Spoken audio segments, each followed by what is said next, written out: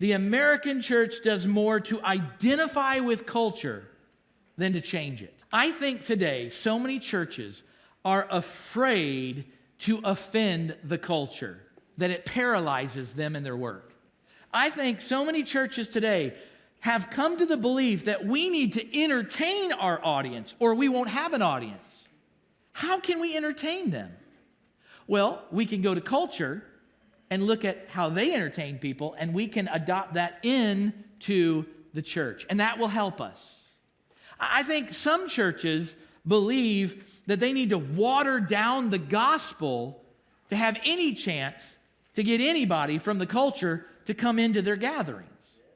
I think this is what a lot of churches in America do. And it's a really ridiculous thing. It's like churches have become so timid, and the way they position themselves is this. We've got this thing, right? We've got this truth.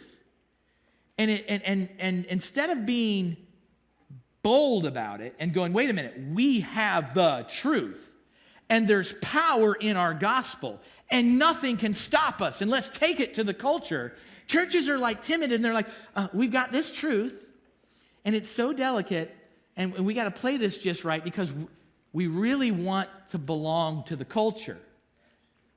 How can we get the culture, or how can we manipulate the culture or trick the culture into coming into our little gathering, and we'll give them little pieces of this truth and of this gospel.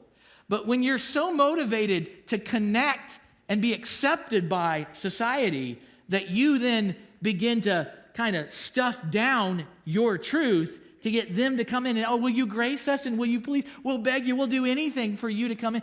That's not the boldness that God has called His church to live out, is it? And yet that's what I see, is this timid, weird approach. And I want to have the results that the Christians in Ephesus had. That's what I want for White Flag. And in order for that to happen, the church, for anywhere for this to happen, the church must be bold. The church must be confident.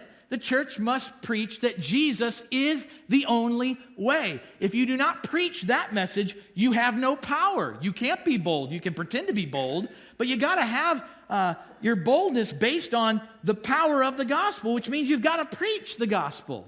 You got to be able to say, Jesus is the only way.